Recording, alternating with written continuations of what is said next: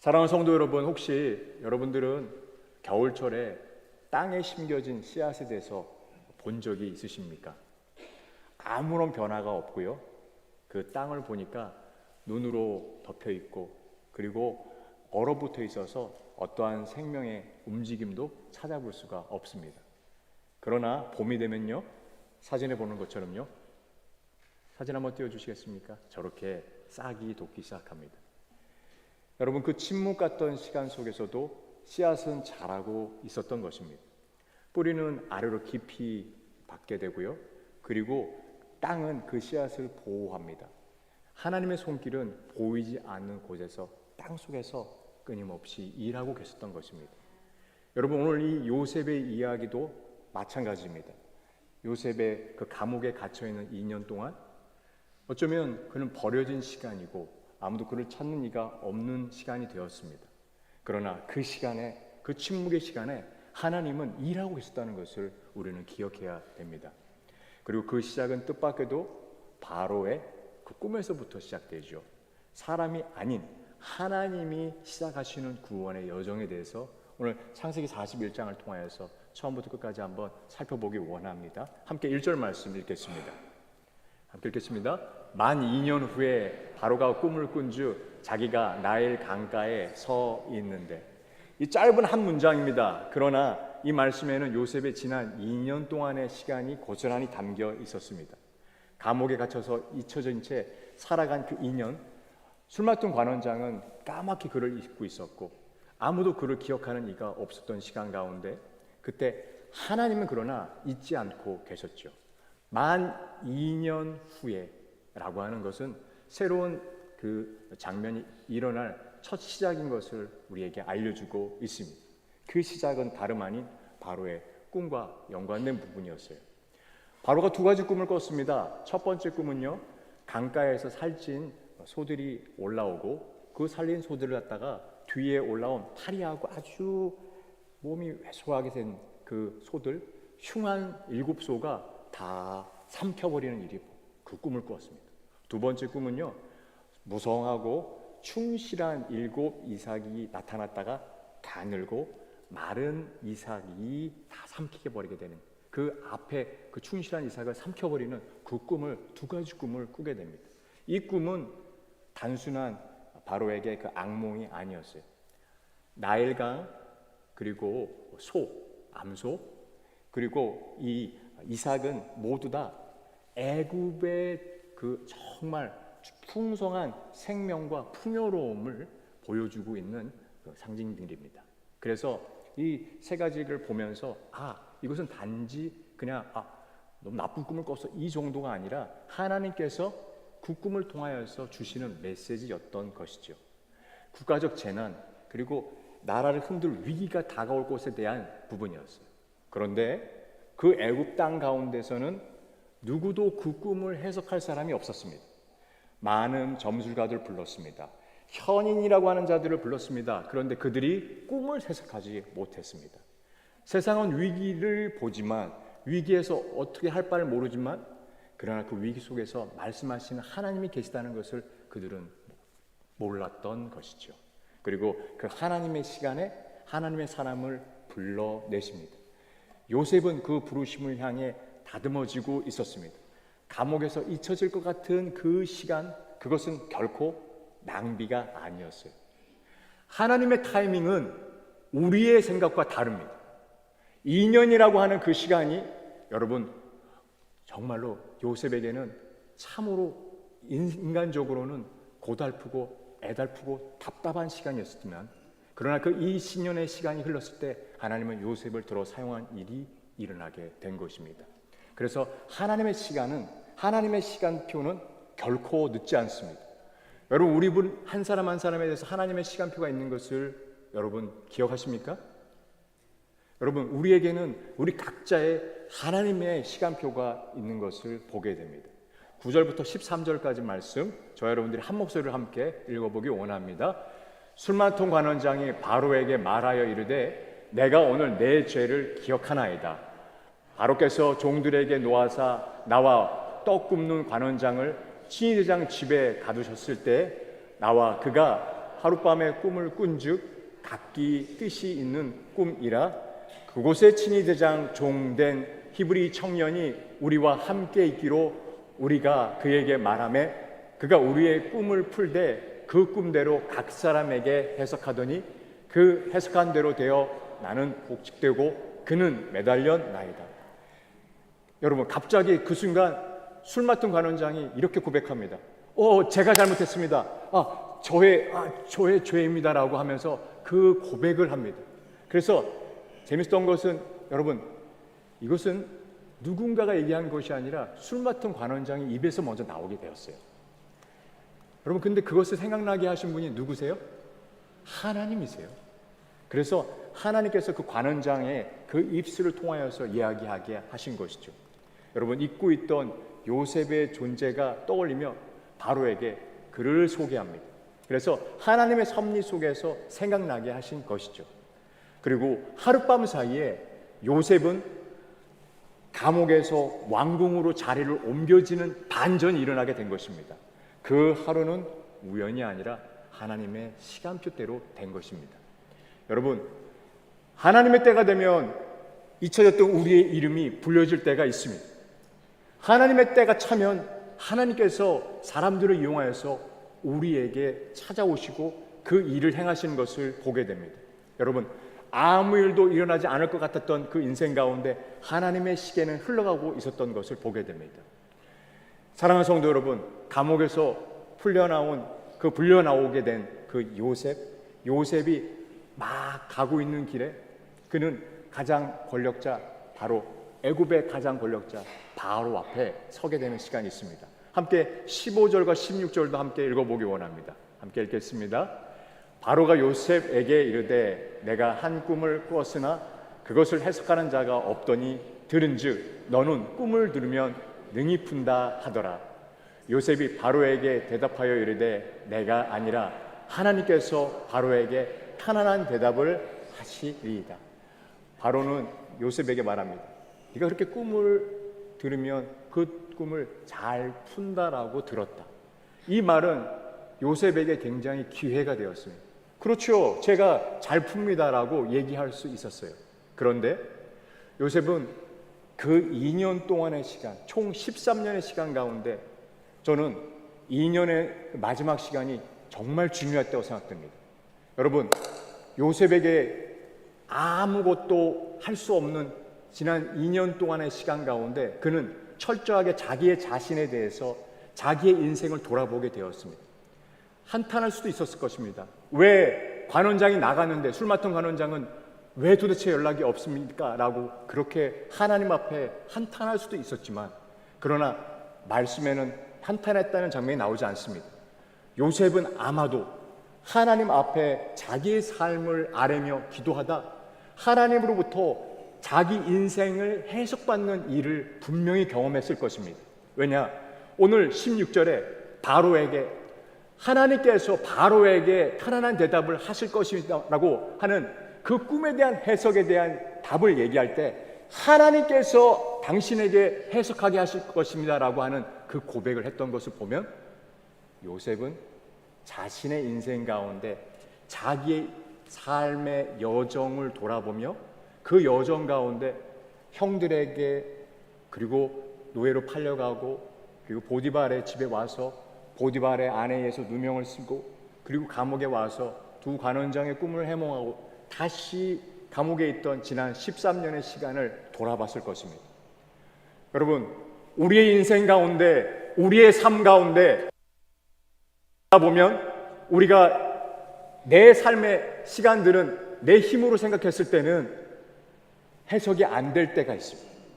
이 부분이 왜 하나님이 나에게 이런 시간을 주었습니까? 라고 우리가 주님 옆에 고백할 때가 있습니다. 그러나 하나님의 시각으로 봐서 하나님께서 우리의 삶을 해석해 주시며 이것은 내가 너와 함께함이라고 하는 그 확신을 얻게 되면 나의 인생이 다시 돌리게 되며 내가 이 자리 가운데 있게 된 것이, 하나님이 왜 이 미주의 많은 지역 가운데 산호세는 날 불렀고, 하나님께서 왜 나를 이 잡을 갖게 하셨고, 하나님께서 왜 나를 이 자리에서 예배드리게 하시는지 우리에게 인생 가운데 잊고 있던 것을 해석하게 하시는 것을 보게 됩니다. 여러분 인생 가운데, 우리 인생 가운데 아직 왜 이 시간들을 저에게 주셨습니까? 라고 하면서 여러분 답답합니다라고 고백하는 분이 계시다면 그 시각을 하나님 앞에 하나님의 시각으로 바꾸어 보십시오. 그래서 이 15절과 16절에 나와 있는 요셉의 이야기는 겸손한 요셉의 고백이기도 하지만 요셉의 신앙 간증입니다. 내 삶에 이끌어 가시는 분은 바로 하나님이십니다. 그래서 나의 삶 가운데 나를 이끌어 가시고 내 삶을 해석할 수 있는 것은 하나님뿐입니다 라고 하는 그 고백이 요셉에게 있기에 바로 앞에서 당신의 꿈 해석도 하나님께서 하십니다라고 고백하며 나갈 수 있던 것입니다. 저는 이 이야기가 바로 우리 모두의 고백이 되기를 원합니다. 하나님께서 요셉을 통하여서 바로의 꿈을 해석하고 계시는 것을 보게 됩니다. 그런데 여러분 이 15절과 16절 말씀에 봤을 때 16절에 제가 아니라 하나님입니다라고 하는 그 고백은 우리가 눈여겨보며 가슴에 새겨야 합니다. 어쩌면 요셉의 지난 시간 가운데 돌아보니까 가장 힘들었고 어려웠던 시간들, 그리고 자기의 시간의 순간순간마다 하나님이 함께 하셨던 것을 알고 있기에, 그리고 감옥에서 지난 2년이 지나고 자기의 모든 소망이 사라졌을 때 그가 바로 앞에 왔었을 때는 감옥에 있을 때나 그리고 바로 앞에 있을 때나 똑같은 마음을 가지고 주님 앞에 나갔던 것을 봅니다. 내 인생은 내가 아니라 하나님께서 이끌어 가십니다라고 하는 그 고백, 우리 모두의 고백이 되기를 예수님의 이름으로 축원합니다. 그래서 창세기 41장 말씀 가운데 우리도 또한 하나님의 손길을 기억한다면 여러분 우리의 인생을 지내면서 얼마나 많이 힘드십니까? 얼마나 많은 애씀이 있습니다. 그리고 내 안에 두려움이 있고 걱정과 근심이 있습니다. 그런데 하나님 앞에 짐을 맡기고 주님의 손을 의지할 수 있다면 우리는 우리 마음 가운데 잊고 있던 평안, 세상이 줄 수 없는 그 은혜가 가슴 가운데 흘러나오는 것을 경험하게 됩니다. 언제 그렇습니까? 하나님의 손을 기억할 때입니다. 요셉은 하나님께서 자신과 함께 한다는 것을 알게 되었죠. 창세기 41장 말씀 가운데 다시 봤을 때 요셉은 바로 앞에 섭니다. 바로는 애굽의 신과 같은 존재입니다. 그런데 그 신과 같은 존재였던 그 바로 앞에 섰을 때 요셉이 꿈을 통하여서 바로에게 하나님에 대해서 증거했고, 그리고 이제 그것은 그는 단지 꿈 해석에 그치는 것이 아니라 어떻게 국가를 경영해야 되는지도 또한 알려주고 있습니다. 지혜와 용기까지 보여주는 것이죠. 창세기 41장 33절과 36절까지 말씀, 저와 여러분들이 함께 한 목소리로 읽어보기 원합니다. 함께 읽겠습니다. 이제 바로께서는 명철하고 지혜 있는 사람을 택하여 애굽 땅을 다스리게 하시고, 바로께서는 또 이같이 행하사 나라 안에 감독관들을 두어 이 7해 풍년에 애굽 땅의 5분의 1을 거두되 그들로 장차 올 풍년의 모든 곡물을 거두고 그 곡물을 바로의 손에 돌려 양식을 위하여 각 성읍에 쌓아두게 하소서. 이와 같이 그 곡물을 이 땅에 저장하여 애굽 땅에 임할 7해 흉년에 대비하시며 땅이 이 흉년으로 말미암아 망하지 아니하리이다. 아멘. 혹시 에어컨 끌까요? 혹시 만약 기침이 좀 심하신 분들 계시다면 뒤에서 조절 좀 해주세요. 제가 너무 귀한 말씀이어서 한 분도 꼭 놓치지 않고 들으셨으면 하는 마음이 있고요. 또 동시에 이 에어컨이 조금 차가워서 감기 걸리면 안 될까 걱정이 되는 또 마음도 있습니다. 두 마음 다 갖고 있으니까 이해해 주십시오, 여러분. 오늘 이 창세기 41장 33절에서 36절까지 말씀을 통하여서 요셉은 이렇게 말합니다. 그러므로 바로께서는 지혜 있고 총명한 사람을 택하여 나라를 다스리게 해 주십시오. 그리고 덧붙여서 전략까지 얘기하고 있습니다. 7년의 풍년 동안 소산의 5분의 1을 거두어서 각 성읍에 모아 두십시오. 그렇게 하면 흉년의 때에 백성들이 굶지 않고 나라가 흔들리지 않을 것입니다 라고 얘기합니다. 여러분, 여기서 중요한 것은 요셉이 단지 자기의 살 길 그냥 출세에만 그치는 것이 아니라 그는 그 마음을, 하나님의 그 마음을 품고 이 백성을 살릴 해법을 제시하고 있습니다. 여러분, 우리가 생각해 보면 이 애굽의 풍년의 시기, 흉년의 시기를 7년씩 두고 그리고 요셉을 통하여서 흉년을 대비하게 하였습니다. 여러분, 우리 인생에 풍년의 때가 있고 흉년의 때가 있습니다. 우리 인생에 하나님께서 우리를 높여주실 때가 있고 낮추실 때가 있습니다.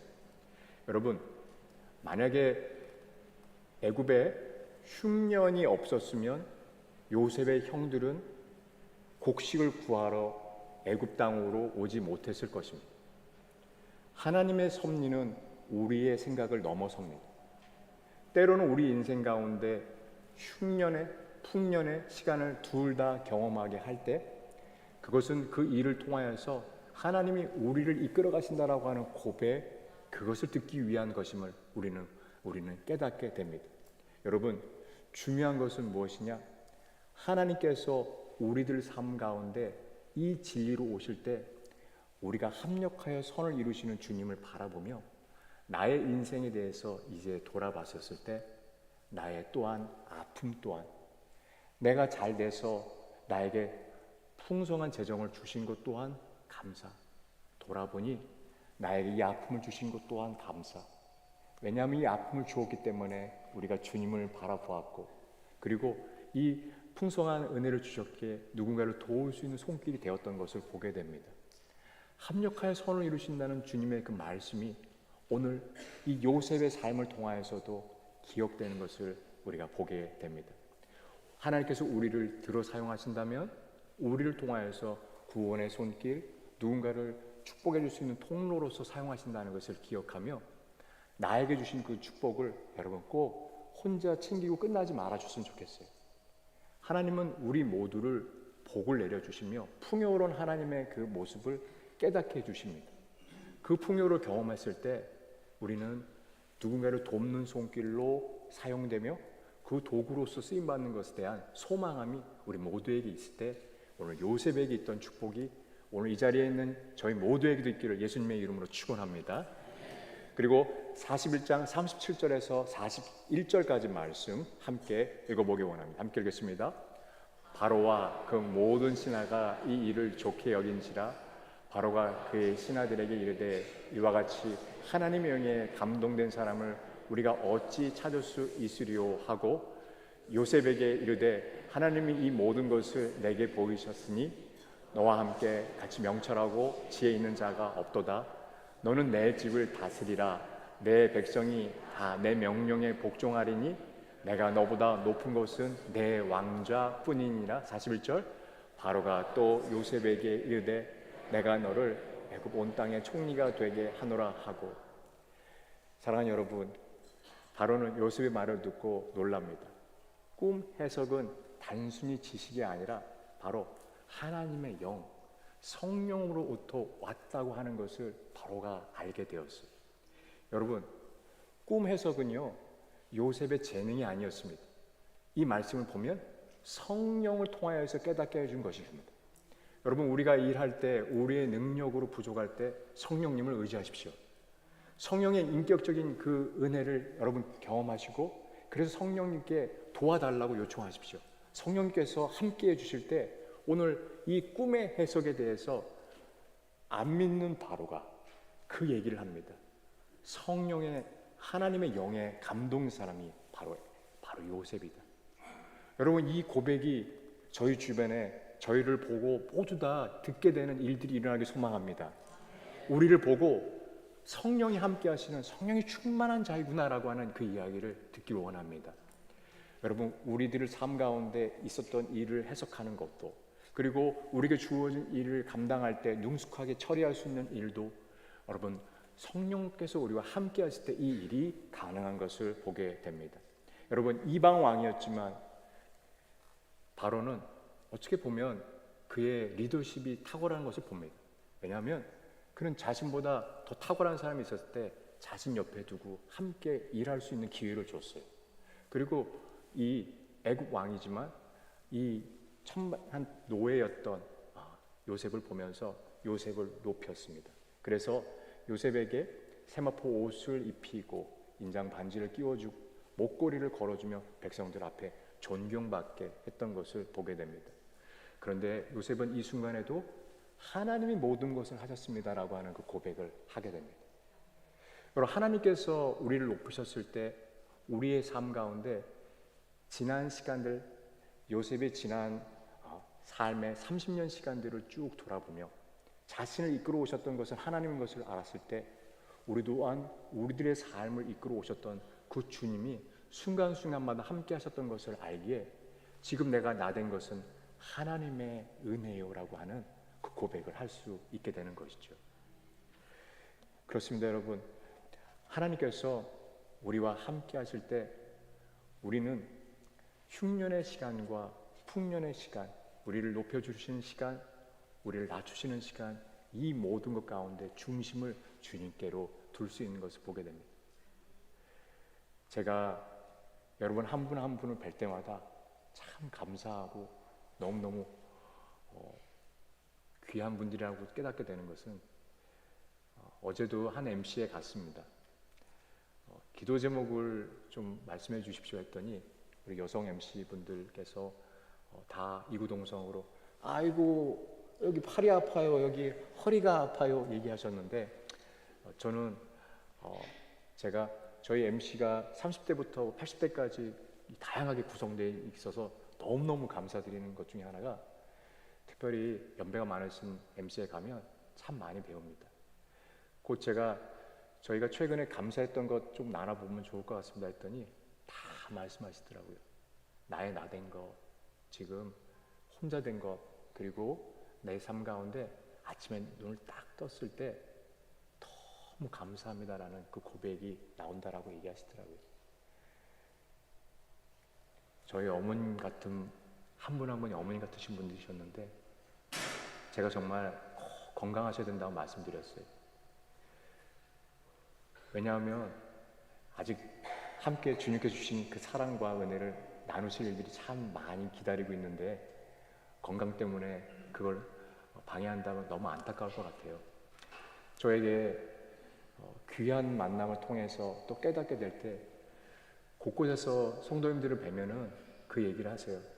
하나님이 나를 지금까지 이끌어 오셨고 내 인생 가운데 이끌어 오셨던 그 시간들이 저는 하나도 놓칠 것이 없습니다. 돌아보니까 그 모든 것이 감사합니다라고 고백하며 인간적으로는 조금씩 육신에 불편한 일들이 있을 때 그러나 그것을 불평하는 것 그치는 것이 아니라 감사를 올려드리는 모습 보면서 참 인생에 대한 해석이 요셉과 같이 자신을 해석할 수 있는 능력이 있으신 분들이시구나라는 생각이 들었어요.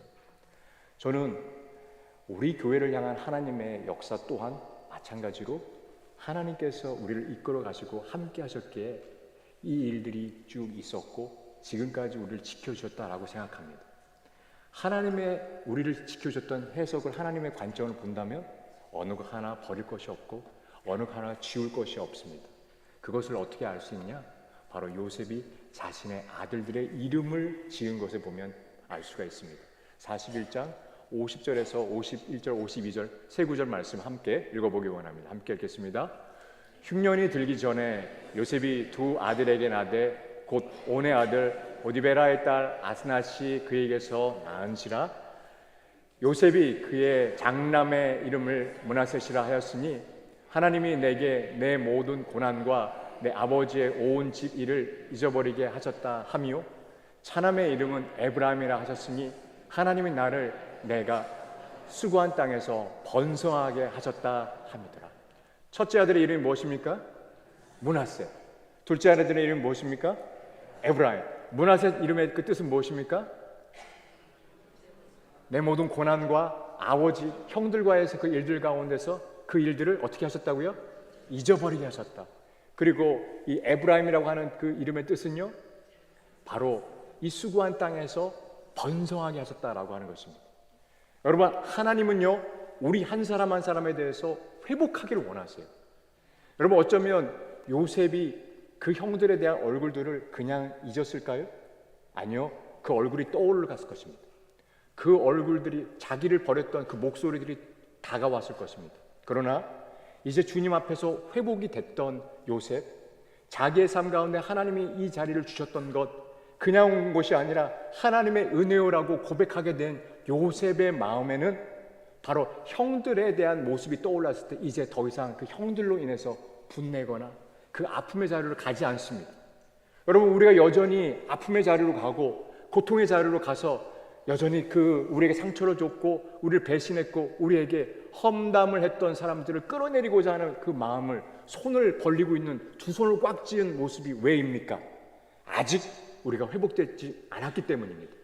회복되고 주님 앞에 이것이 문제가 해결되면 우리가 이 손을 펴서 우리 마음 가운데 지난 그 시간 또한 우리에게 주신 것 또한 헛된 시간이 아니었다라고 하고, 그냥 버려질 시간이 아니라 잊혀져야 되는 시간이 아니라 그것이 또한 하나님 앞에 나의 므낫셋이라고 하는 고백을 하게 됩니다. 여러분, 그렇게 고난에 대해서 자기의 그 돌아온 삶의 여정들을 돌아보면서 고백할 수 있는 므낫셋이라고 하는 그 아들의 이름을 붙인 자에게 하나님은 이제는 에브라임이라고 하는 너를 통하여서 번성하게 한다라고 하는 그 축복을 주시는 것을 보게 됩니다. 여러분, 번성의 축복, 나를 통하여서 하나님이 주시는 그 은혜의 자리가 퍼지고 열매 맺기를 소망하고 계십니까? 열매 맺기를 원하신다면 므낫세 자리 가운데 주님을 만나는 그 하나님으로부터 회복받는 자리가 필요한 것을 보게 됩니다. 언제 가능합니까? 내 인생을 대한 시각을 하나님 앞에 아뢰십시오. 하나님, 나를 이끌어 오셨던 그 지난 하나님의 은혜가 어찌나 큰지, 그리고 때로는 아팠습니다. 때로는 내 시간이 이해되지 않았고 그리고 지워지는 그 시간같이 느껴집니다라고 고백되는 분에게 하나님은 은혜를 베풀어 주십니다. 내가 너와 함께 하겠다. 그리고 너의 눈물을 내가 닦아주겠다. 그리고 이제 하나님께서 그분들에게 말씀하고 계세요. 내가 너를 번성하게 하겠다. 오늘 이 므낫셋과 에브라임의 고백을 하는 요셉이 저희 모두에게 그 고백이 있기를 소망합니다. 말씀을 맺겠습니다. 창세기 41장에는 하나님의 정말 귀한 그 섭리의 모습이 나와 있습니다. 2년의 시간이 흘렀을 때 하나님은 일하기 시작했고, 그리고 바로 앞에 섰을 때 요셉은 하나님이 해석을 하십니다라고 하는 그 고백을 하였습니다. 여러분, 하나님이 함께 하신다라고 하는 것을 고백한 요셉, 그 요셉을 총리로 사용하셨습니다. 총리로 사용하셨던 그 요셉을 통하여 그 땅 가운데 필요한 구원의 손길을 임하게 하셨습니다. 그리고 요셉은 자신의 삶을 돌아보면서 그것이 므낫셋이요, 그것이 에브라임이요라고 하는 그 고백을 하였습니다. 저 여러분들이 우리의 인생 가운데, 그 삶의 여정 가운데 주님이 우리와 함께 하셨기에 그것은 나에게 은혜였습니다라고 하는 그 고백하는 저 여러분 되시기를, 이 한 주간 되시기를 예수님의 이름으로 축원합니다.